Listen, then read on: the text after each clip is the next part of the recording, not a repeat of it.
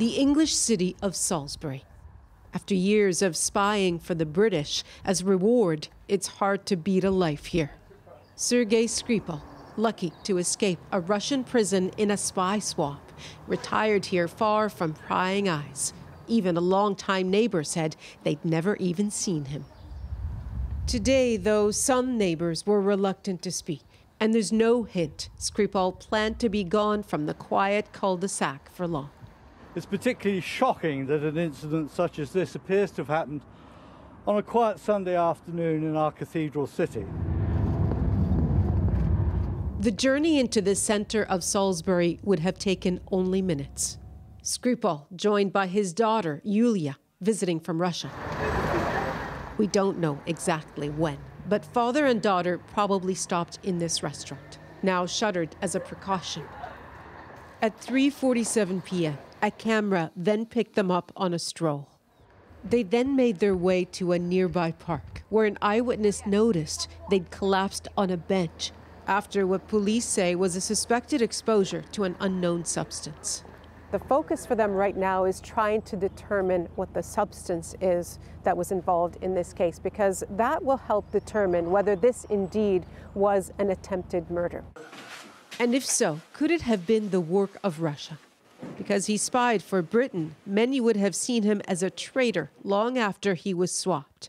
Still, Sergei Skripal, since the spy swap, has been living relatively quietly, and so it's hard to see what exactly would cause him to be a target for the Russian state at this point, unless it were specifically to take advantage of the opportunity to send a specific message to the UK. In 2006, Britain saw a strikingly similar case, that of Alexander Litvinenko, poisoned at a central London hotel by Russian agents.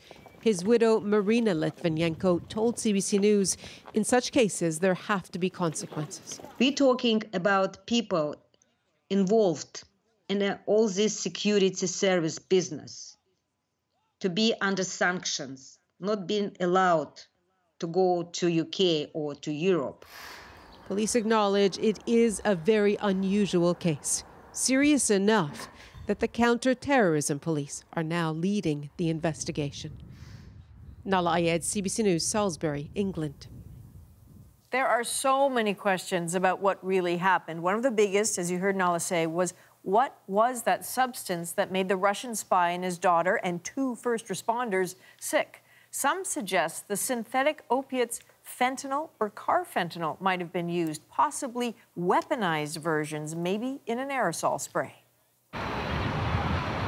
It's never really been confirmed what Russian special forces used in 2002 when they stormed a theater where hundreds of people had been held hostage. The forces had pumped a chemical agent into the theater that seemed to put some people to sleep, but ended up killing many. Evidence from survivors suggests it might have been carfentanil. Russians are suspected of using several other poisons in previous attacks. You heard Nala mention the death of Alexander Litvinenko, poisoned with polonium-210. TCDD is the toxin which disfigured Ukrainian politician Viktor Yushchenko in 2004.